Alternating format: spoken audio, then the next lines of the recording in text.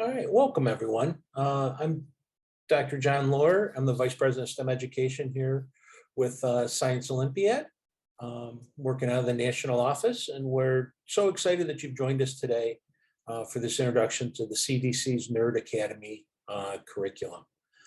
We've been partnering with the CDC now for almost 25 years, and we really appreciate the curriculum and content that they create for our teachers and our coaches. The curriculum really supports the Disease Detectives event, right? And I think you're going to see it's going to give you a comprehensive introduction to the world of epidemiology. So at this point, I'd like to welcome our speaker for the webinar, Kelly Cordera of the CDC. Kelly's going to give you information on how to ask questions about the curriculum and how to access it when it's been posted. So again, thank you for attending, and I'm going to turn everything over to Kelly. So let's see if I can do this right. And there you go, Kelly, take it away. Great, thank you so much, John. Very excited to be here today.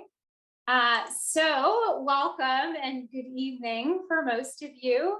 My name is Kelly Cordera. I am an epidemiologist at CDC. I lead our student programs and partnerships for the Epidemiology Workforce Branch, and that includes our CDC Science Ambassador Fellowship, which is for middle and high school STEM teachers. And then I also help lead STEM at CDC efforts.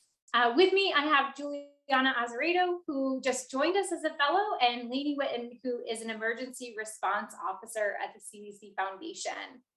Lainey helps manage programs addressing public health needs, with much of her focus lately being on supporting the CDC COVID-19 response. And as part of this work, she has been really integral in developing and getting our newest STEM resources into your hands. So as John mentioned, this evening, I'm going to talk to you about our newest STEM resources for teachers, coaches, mentors, students, and others.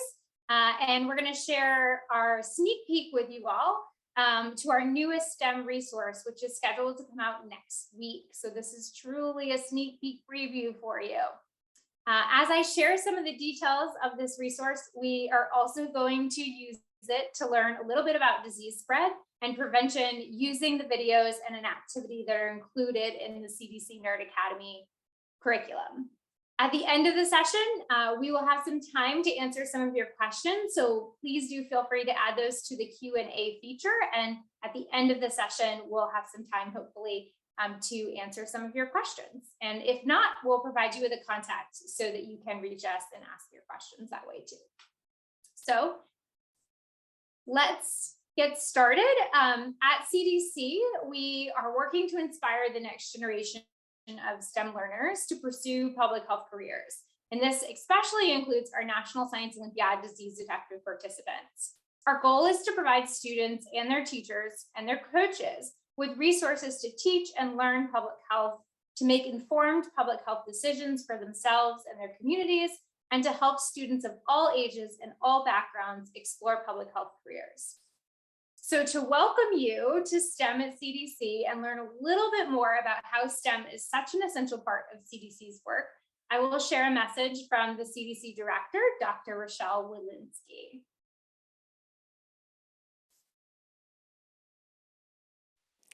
Welcome to STEM at CDC. Here you will find resources for everyone, from teachers and students to those considering a career in public health. Public health is about using science and data to protect everyone and every community from health threats. In short, it is the science of helping people. And CDC is the world's premier public health agency, charged with preventing disease, prolonging health, and saving lives. Here at CDC, we have almost 170 different job categories that draw on the academic disciplines of science, technology, engineering, and mathematics, making STEM an essential part of CDC's work to protect the health of people and communities here and across the world. Talk to someone who works at CDC, and you might meet a scientist identifying new pathogens in laboratories, an epidemiologist, also sometimes called a disease detective, racing to find the source of a disease outbreak, an informatician visualizing billions of data points, a communicator crafting vital public health messages, or an engineer understanding how built environments, from stairways to highways, can affect our health. We are in a new era in public health, and CDC needs skilled, diverse, and educated people from all backgrounds to join us in our public health scientific mission. You never know where your path might lead you as you discover doors to careers never imagined. My own educational background in biochemistry and molecular biology, and then later in medicine, prepared me well for a future in public health. Whether you are a teacher, educator, student, public health professional, partner, policymaker, communicator, or someone who is just curious about our work at CDC, I hope you'll find this site and its resources helpful on your STEM journey. We are excited to welcome the next generation of STEM learners to public health. So to learn a little bit more about the types of resources that Dr. Walensky mentioned, we have compiled all of our STEM resources onto one website for you all. So you have easy access to a wide variety of programming for students, educators, and college students and professionals. For students, we have some great comic series, free apps, and many more lesson plans for you to do on your own. We also have information about the CDC Museum Disease Detective Camp and their online Public Health Academy summer course, where students can role play as disease detectives and many other public health experts. For teachers and coaches, we have turnkey lesson plans and resources covering a wide range of STEM topics in public health.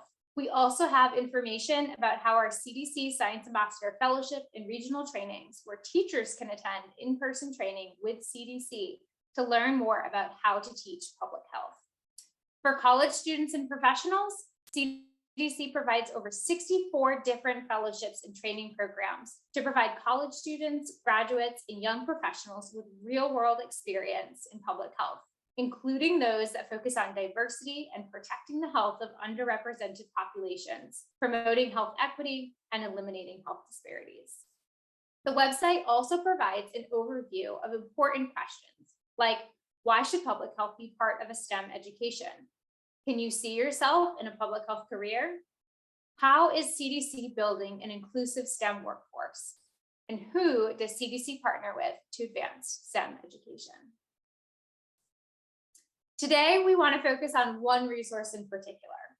CDC, in partnership with the CDC Foundation, are so excited to share with you a sneak peek of CDC's newest STEM resource. It's not available yet, as I mentioned, but it will be next week on February 24th.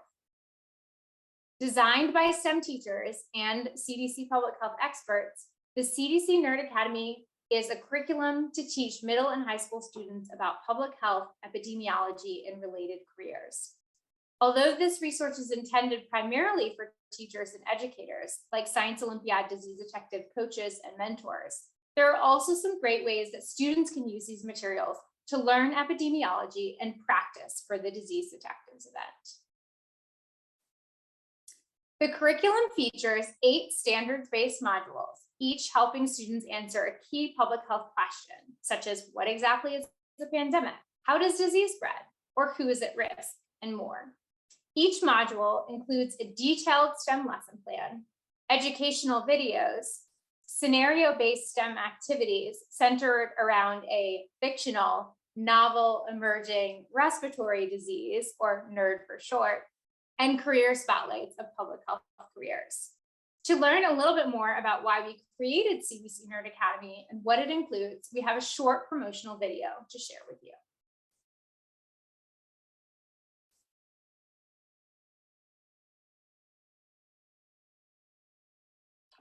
Today's students face many personal challenges related to public health, like opioid misuse, obesity, bullying, racism, outbreaks, and even a pandemic. Students are becoming more interested in learning about public health issues, and we can help them apply critical thinking skills to address real-world issues. Middle and high school STEM educators are uniquely positioned to inspire students and influence the future of public health. Early engagement is key to spark students' interest in public health careers. The CDC Nerd Academy is an innovative and standards-based curriculum that covers basic concepts in public health and epidemiology. Student activities are centered around a novel emerging respiratory disease, or NERD for short. Although NERD is fictional, the science is not. This timely and relevant curriculum is built upon data collected during the COVID-19 pandemic and is presented in age-appropriate, relatable scenarios. The curriculum's 8 modules are aligned with the National Health Education Standards and Next Generation Science Standards and designed with input from STEM teachers and subject matter experts. The curriculum includes modules that can be downloaded and used sequentially in a comprehensive series,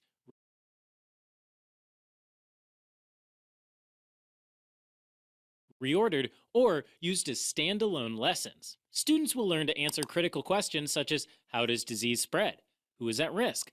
Why do laboratory testing? And more. Each module features an all-inclusive lesson plan, engaging instructional videos, and a public health career spotlight. A 2-minute teacher video demonstrates how to implement student activities. A 10-minute student video with whiteboard animation activates student learning. A career spotlight that brings to life relatable and diverse characters, each highlighting specific jobs in public health. We are calling on STEM educators and partners to help get this curriculum into middle and high school classrooms.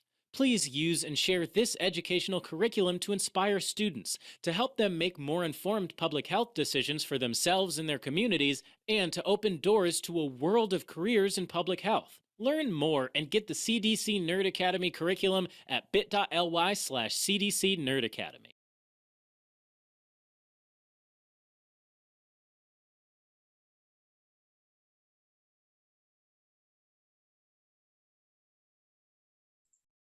Today, we're going to walk you through how to use the CDC Nerd Academy curriculum while previewing the second module on how does disease spread.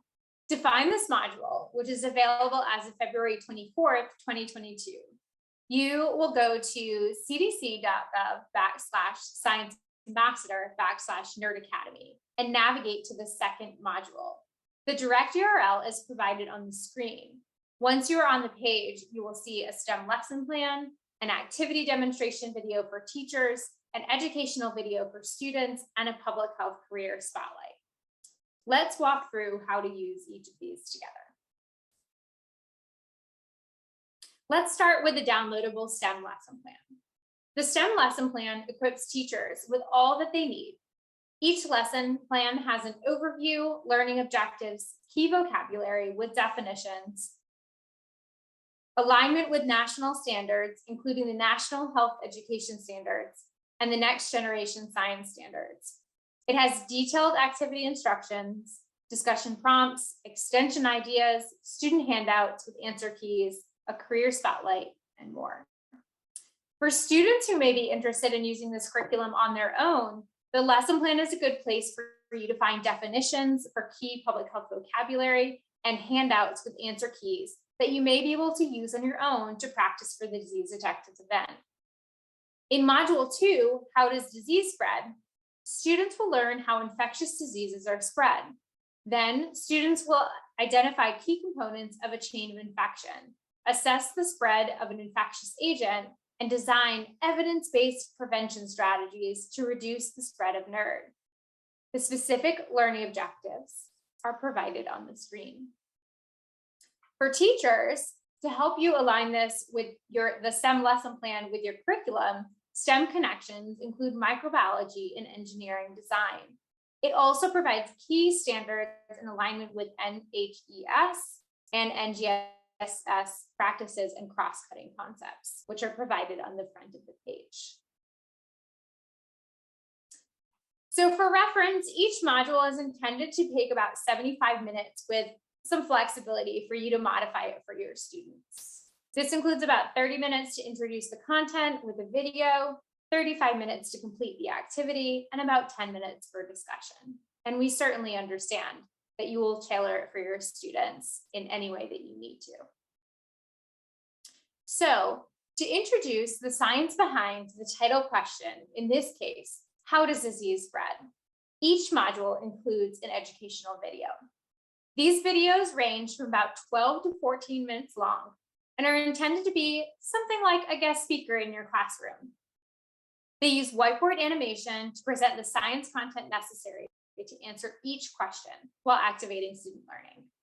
These student-facing videos present all the subject matter content needed to answer the key public health questions and complete the activities. Students do not necessarily need any formal knowledge of foundational public health science topics. As an example, we are going to share with you the educational video for How Does Disease Spread? During this video, you will learn how infection prevention specialists, such as Ivy, use information on the type of infectious agent, how it is spread, and common ways it exits and enters its hosts to create this chain of infection model.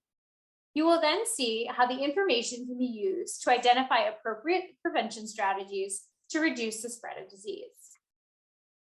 The video is a little long. It's about 12 minutes and 44 seconds. Actually, that's exactly how long it is. And we're going to watch the whole video. And there's going to be a little bit of a knowledge check after. All right, let's go.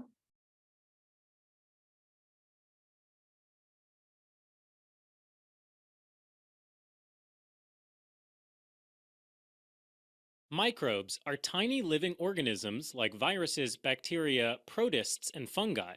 Some microbes contribute to the diversity of organisms and support the flow of oxygen, carbon, and other nutrients through Earth's ecosystems. Some help create medicines and different types of foods, such as cheese and sourdough bread. Some microbes even live on and inside of you and other animals.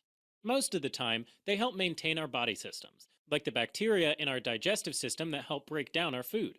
Microbes are essential for life. However, some microbes can cause illness when they live and multiply in another organism, called a host. We call this type of microbe an infectious agent, and the illness it causes an infectious disease. Now, these infectious agents are not all inherently bad. Most are just trying to survive and multiply like all other living things on this planet. Some agents even live and multiply in hosts without causing any harm.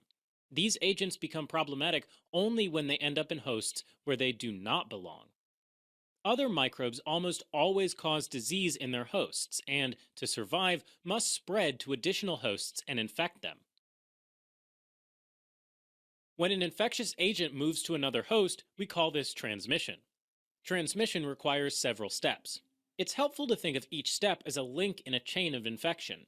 The infectious agent must leave its current location, move to a new host, enter the new host, then overtake the defenses of the new host to cause infection. If some action can interrupt a step or break any link in the chain of infection, it is possible to stop or reduce the spread of disease. Meet Ivy, an infection prevention specialist whose responsibility is to prevent transmission of infectious agents in a variety of settings, such as hospitals and other healthcare facilities. Ivy must understand how each infectious agent spreads to put appropriate prevention strategies in place. To help her visualize this, she can create a model of the infectious agent's chain of infection. Let's look at each step of the chain of infection. First, what may be thought of as an infectious agent's home. The place where it's typically found is called its reservoir. Depending on the agent, the reservoir might be a person, an animal, or even something in the environment, like water or soil. To infect a new host or person, the infectious agent must first leave its reservoir, which may be another infected person, through what we call a portal of exit. For example, if the infection is in the gastrointestinal system, then the agent might exit through the anus via poop or mouth through vomit. If it is a respiratory infection, then it might exit through the mouth or nose in droplets from a cough or sneeze. The way an infectious agent spreads between hosts is referred to as its mode of transmission, and a given agent may use more than one mode of transmission.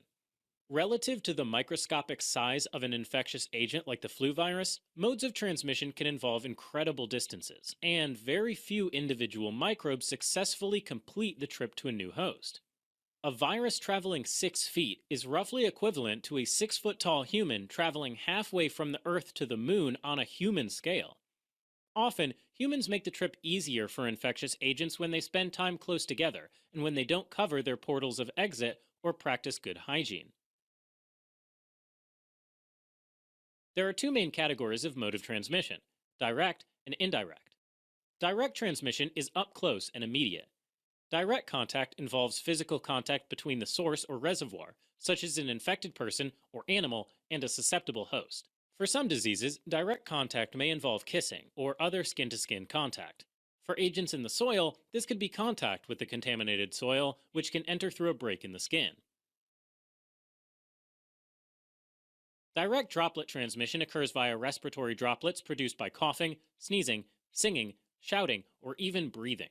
These droplets travel only a short distance and directly enter the mouth, nose, or eyes of a new potential host. For indirect transmission to occur, the source or reservoir and susceptible host don't need to be near each other, and it does not have to happen immediately. You can think of this as the difference between directly handing your friend a note in person or indirectly leaving a note on the dry erase board for them to read later. Your friend gets the message from you either way, but one is direct and one has a little extra step. There are 3 types of indirect transmission, and they're categorized by the extra step involved. Indirect airborne transmission can happen through airborne particles. These particles are much smaller than the droplets involved in direct droplet transmission and can stay afloat in the air for a while before falling to the ground. So, with direct droplet transmission, the potential new host is in the direct path of the sneeze or cough. But with indirect airborne transmission, all someone must do is come into the space where airborne particles are floating and breathe them in, even after the source has left the area. Measles is an example of a disease spread by indirect airborne transmission. Respiratory particles containing the measles virus exhaled by an infected person can remain suspended in the air and be inhaled by a susceptible person several minutes later, leading to infection. Indirect vector-borne transmission uses arthropods, such as mosquitoes, ticks, or flies, to transfer the infectious agent from one host to another. For example, mosquitoes become infected with the malaria parasite from taking a blood meal from an infected person. After a period of parasite development, mosquitoes then spread the agent to the next host through a bite. Ticks can transmit the agent that causes Lyme disease from an infected animal reservoir to a human in much the same way. Or a fly can pick up an infectious agent on its feet by walking on a contaminated surface and carry it to a previously uncontaminated surface, such as uncovered food at a picnic. The third mode of indirect transmission is vehicle-borne. Unlike a vector, which is living, a vehicle is a non-living object that can carry an agent from its reservoir to a susceptible host. This vehicle may be food, water, an inanimate object, or surface. Depending on the agent in the vehicle, the agent may continue to grow and multiply between hosts. For example, if a person coughs or sneezes into their hand and then grabs a doorknob, the doorknob can become a vehicle to pass the agent to the next person who uses the doorknob, then touches their mouth or nose, or rubs their eyes. Vehicle-borne transmission can happen when someone who is infected shares a drink, computer, phone, or other inanimate object with a friend, or when a food item becomes contaminated with bacteria, such as salmonella.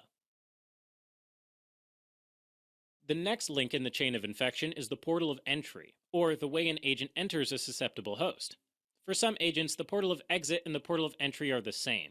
For example, influenza virus exits the respiratory system through the mouth or nose of the infected host and enters the respiratory system through the mouth, eyes, or nose of the new host.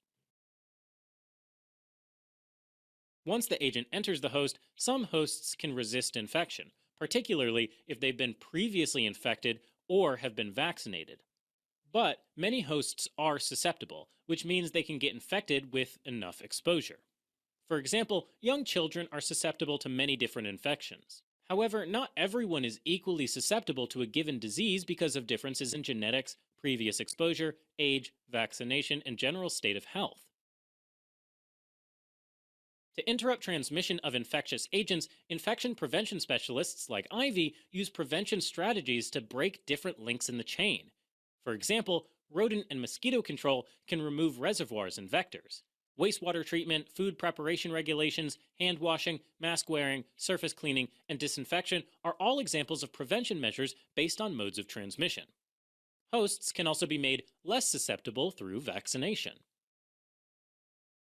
Some prevention strategies are designed specifically for infectious agents that are spread from person to person. For example, in a hospital, IV might isolate an infected patient from others to prevent spread from a human reservoir to any new patients.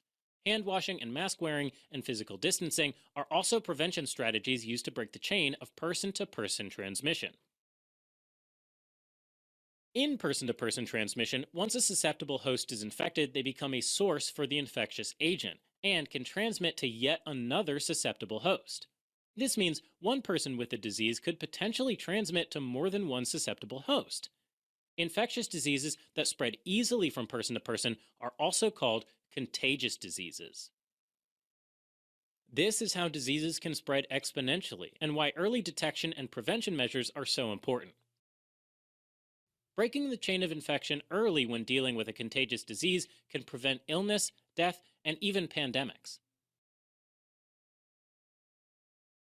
In a community, vaccination is a prevention strategy that reduces the number of susceptible hosts, meaning the infectious agent is less likely to travel from person to person and the entire community is less likely to get the disease. Prevention strategies are more effective when they're layered. The Swiss cheese model is one way to think about this. Each slice of Swiss cheese has holes, but if a few slices are layered, more of the gaps are covered. Similarly, each prevention strategy may have its own gaps in protection, but using several at the same time can help keep you and others more protected. Prevention strategies can be put into place at the individual or community level through policies and regulations. So let's put all this together in an example chain of infection. The bacteria Salmonella is an infectious agent that causes what is commonly called food poisoning and leads to fever, abdominal cramps, and diarrhea. Salmonella is naturally found in the digestive tract of some animals, such as chickens. Salmonella bacteria can also be found in the reproductive tract of chickens and inside the eggs they produce.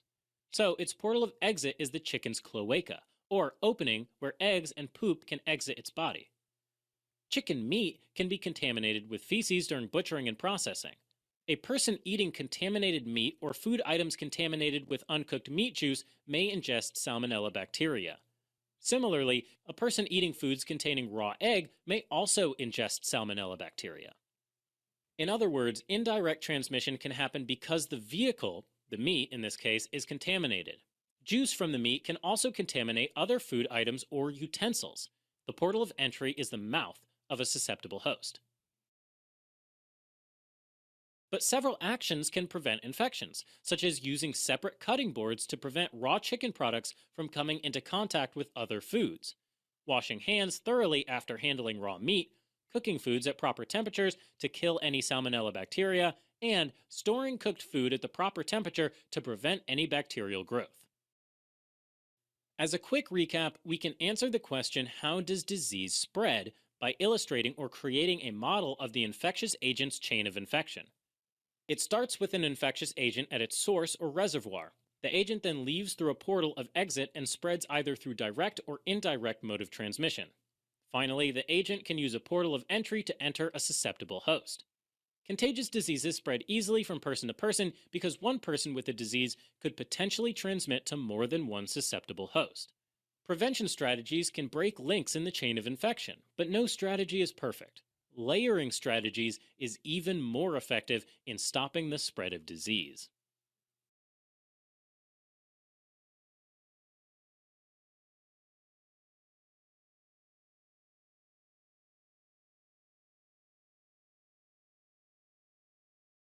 I hope you all enjoyed that video.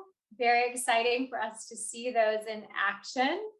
So after the video, teachers, coaches, mentors, or even students can assess knowledge of the video content using our knowledge check.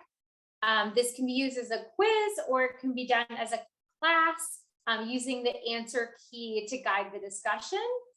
For students who are getting ready for the Science Olympiad Disease Detective event, Watching the videos and answering the knowledge check can be a great way to refresh or learn new epidemiology concepts and vocabulary in preparation for your event.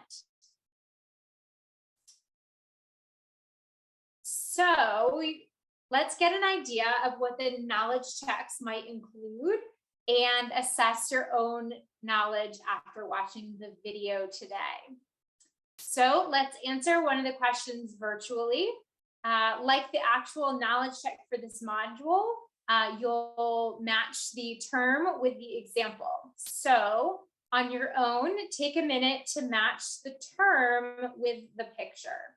So for terms, we have infectious agent, reservoir, mode of transmission, and susceptible host. And for pictures, we have shaking hands, a virus, an infected raccoon, and an elderly woman.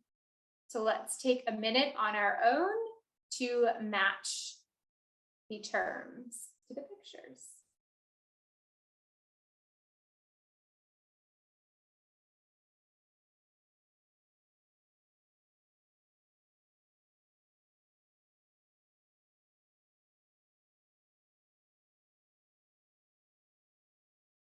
All right, so which of the images provided is the infectious agent? And the answer is the virus. And which is the reservoir? The answer is the infected raccoon. And the mode of transmission would be shaking hands. So we have an infected person shaking hands with a susceptible host. And the susceptible host in this case would be the remaining option, an elderly woman. So hopefully everybody did a great job on that quick knowledge check. So before we jump into the activity, you can also take the opportunity to discuss the role of Ivy, an infection prevention specialist, using the career spotlight poster that's provided in the CDC Nerd Academy curriculum. And just as a reminder from the video, an infection prevention specialist helps develop ways to detect, prevent, and control the spread of disease in healthcare settings, which helps keep patients and staff safe. Infection prevention specialists are kind of like disease detectives, but for specific settings such as hospitals. So for each of the modules, so each of the 8 modules for the CDC Nerd Academy curriculum, we feature a different public health career, and each poster describes what they do, who they work with, where they work, what skills they use, and then what qualifications they need for their job. The other careers in the spotlights are an epidemiologist, a behavioral scientist, a biostatistician, a health communication specialist, a laboratory scientist, a public health nurse, and then we bring them all together to collaborate to investigate an outbreak in the last module, module 8. So now that we have introduced the content, checked our knowledge, and talked a little bit about careers in public health, we are ready to apply this to a scenario. And just a reminder, all CDC Nerd Academy activities, they're scenario-based, and they are centered around our fictional nerd virus, so novel emerging respiratory disease virus, which is fictional. And through these activities, it's important to know that although nerd is fictional, the science, the data, the events, and all of the information that's presented in the CDC Nerd Academy curriculum, they're loosely based on the understanding of COVID-19 as of early spring 2021. And this was prior to the vaccine becoming available. We've also gone ahead and generalized some details just for educational purposes. However, all of the scenarios are realistic and should be relatable to what has been happening in the last years with the COVID-19 pandemic. So to do each of these nerd-based activities, we provide detailed instructions on how to do each activity, and those are provided within the downloadable lesson plan that we talked about earlier. But in addition to the detailed instructions, we've also included an activity demonstration video to help visualize how to prepare and teach the activities in the classroom. These teacher-facing videos range from about 2 to 4 minutes. And as an example, we're going to share with you the activity demonstration video for how does disease spread. And notably, this video is a little shorter than the last one we watched. It's about 2 minutes and 40 seconds. So we will mute myself really quick.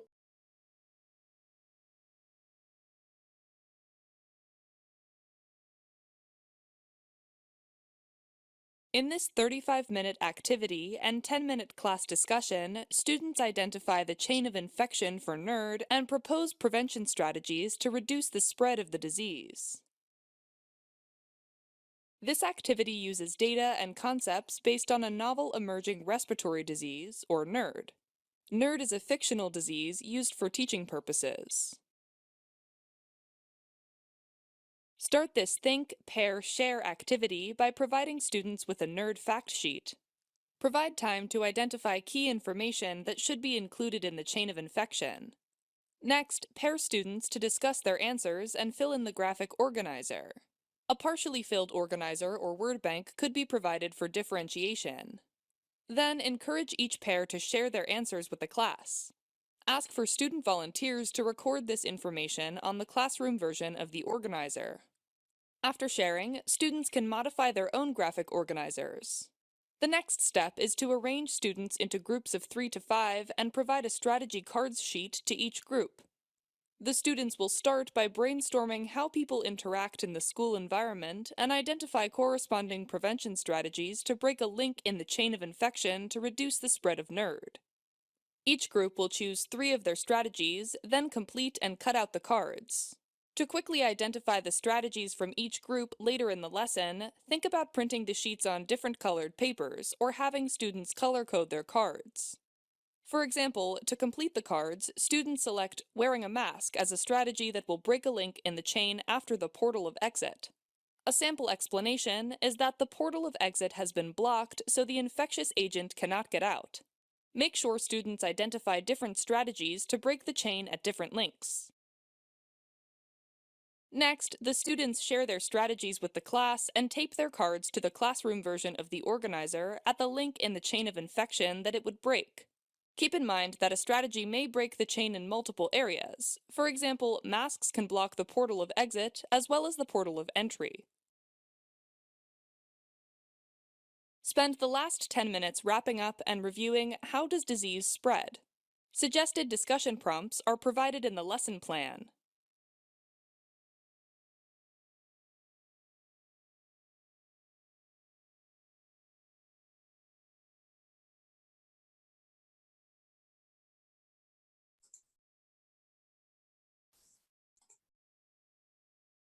Okay, so today we are going to do a shortened virtual version of the second part of the STEM activity. So as you might recall from the video, during the first part of the STEM activity, students would have identified prevention strategies for NERD. And some of the strategies that they might have come up with include isolation or quarantine, wearing a mask, physical or social distancing, or hand washing. And then for the second part of the STEM activity, they would have completed their graphic organizer already with detailed information on the NERD chain of infection, which they would have filled out with our NERD fact sheet. And then together, which is the part that we're going to do here now, is we will identify the chain link that each of these strategies would break, and then come up with a quick explanation as to why it would break that chain. So some of these answers were in that video that we just watched, but we will pretend that we didn't see it as we go through. We will use only our knowledge from the educational video we watched earlier. So One prevention strategies that students may have come up with is wearing a mask. To complete the prevention strategy cards, let's help them identify where in the chain wearing a mask would break the chain and provide a justification for the answer. So let's take just 30 seconds to consider where a mask might break the chain of infection.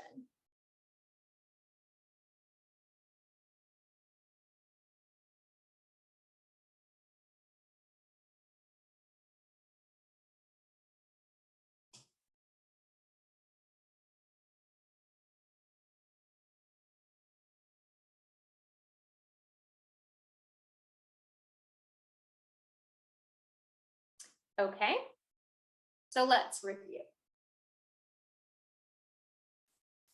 Wearing a mask will break a link in the chain after the portal of exit. A sample explanation is that the portal of exit has been blocked, so the infectious agent cannot get out. We also want to keep in mind that a strategy may break the chain in multiple areas. So for example, masks can block the portal of exit as well as the portal of entry. Let's try another. Let's take another 30 seconds to consider where in the chain you think social or physical distancing would break the chain.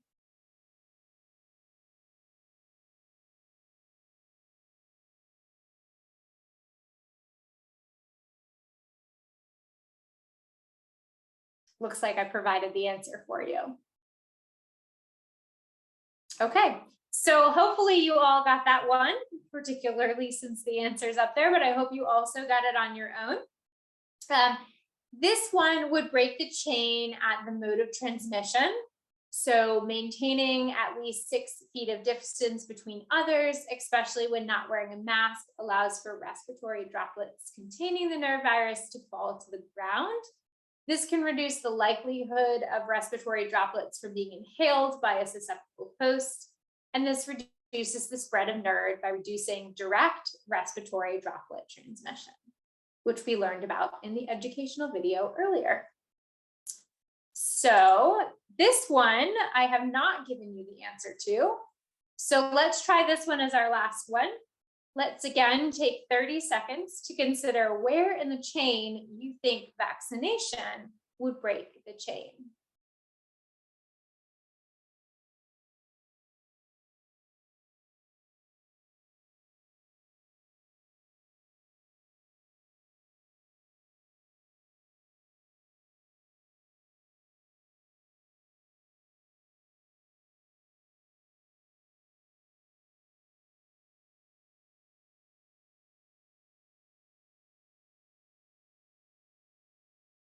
Okay, let's review. So this one, vaccination would break the chain at susceptible host. So at the individual level, vaccination can protect individuals by creating an antibody or immune response, so their bodies will be ready to fight the virus if they are exposed to NERD. This reduces their risk for severe illness and the likelihood that they can pass it on to someone else. At the population level, vaccination reduces the number of susceptible people. This means the NERD virus is less likely to travel from person to person, and the entire community is less likely to get the disease.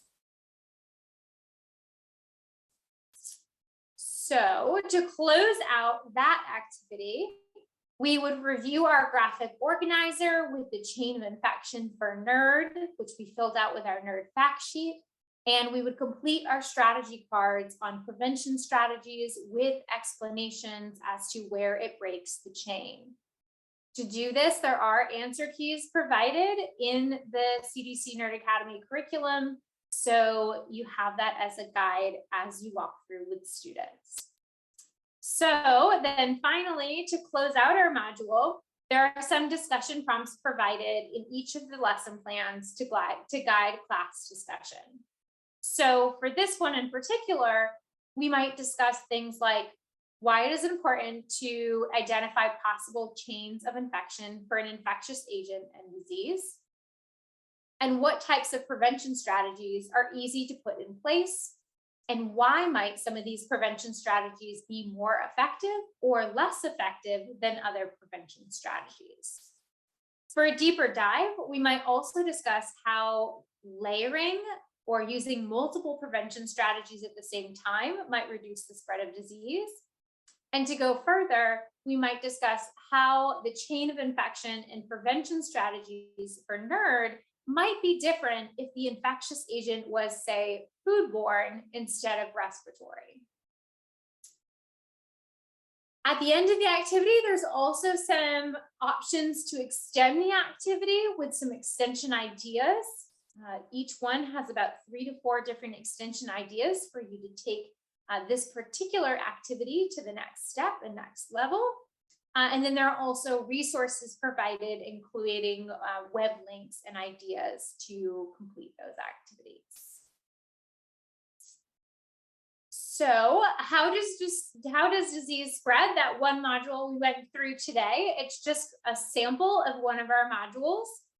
Each of our modules feature a different public health question, a different style of activity, and a different public health career.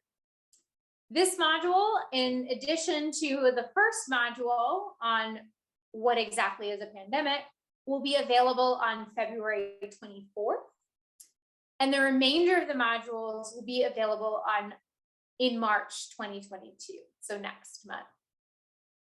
So thank you, everybody, for joining us today. I hope that you all learned a little something today about how disease spreads, in addition to learning about our new resource for the STEM classroom and for coaches and mentors and our disease detective participants. I want to thank you all for all of your hard work in the classroom, after school, and in your disease detective events. We are so inspired by you, and we hope that this resource and all of our resources at CDC are helpful to you. We hope that you check out our CDC Nerd Academy curriculum, which will be available next week, our first 2 modules, and the next month for the remainder of the modules. The URL to that is provided on the screen. It will not be active until next week, so if you click on it now, it will come up as an error. And if you have questions about Nerd Academy, if you have questions about any of our STEM activities, please do reach out to us at scienceambassador@cdc.gov. We would be happy to answer your questions. And I believe we have a little bit of time for any questions that may have come in. So I will turn it back to John to let us know where we are in terms of Q&A.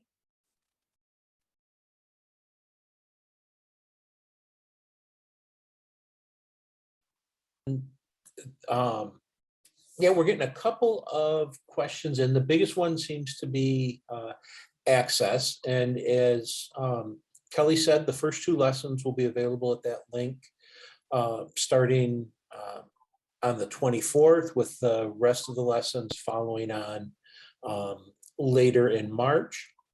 We will make sure in follow-up when we get the video up, as well as and we let you know where you can access that. We'll include the link. Plus, we'll be sure to make sure that the link for Nerd Academy is on the disease detective event pages for both divisions B and C, so that if you're interested in seeing them there, you'll be able to access them through the Science Olympiad website and the event pages. And just checking, there is, I guess, one question. Kelly, do you guys have any advice for, obviously, we're at a weird time, and topics that we wouldn't think were controversial can be controversial in some audiences. Any guidance into how teachers should tackle that, or what have you guys seen, I guess, or heard from some of your science ambassadors and people in the classrooms? Sure. So we certainly are in a challenging time, especially when it comes to teaching some of these potentially controversial topics in the classroom. What we have found is that our teachers know best. Our teachers know how to incorporate different activities and different information into the classroom. We encourage you to take a look at all the different resources that we have available and modify them as needed for your students. In particular, when we're talking about the CDC Nerd Academy curriculum, I would encourage you to look at the videos. The educational videos are not nerd specific, and obviously there's a relationship between our fictional nerd virus and COVID-19, as we have based a lot of our content and data off of COVID-19. However, the educational videos, the 10 to 14 minute videos that we provide, those are not COVID specific. So if you're concerned about potentially teaching a topic surrounding COVID-19, you could potentially look into the educational videos and the material that's provided in there. For Nerd Academy, we also encourage you to look at the activities that we provide. A lot of the activities can be translated to different diseases and different pathogens. So it is not necessarily teaching COVID-19 or nerd, a fictional nerd based on COVID-19 in the classroom. Right. I hope that helps answer that question. No, Kelly, I think it does. I think it's great advice, and it's nice to know that there are for teachers that they should feel free to modify and adjust where they think it makes sense to them and their students. And I would definitely, I think in support, and you mentioned it, is as the teacher, I would encourage you to go ahead and preview stuff. Like Kelly said, and make sure, you know your classroom best, you know your audience best. So make sure you preview it, and there are options out there if you need to modify, adjust, or go ahead and kind of move past. All right. Anything else from anybody?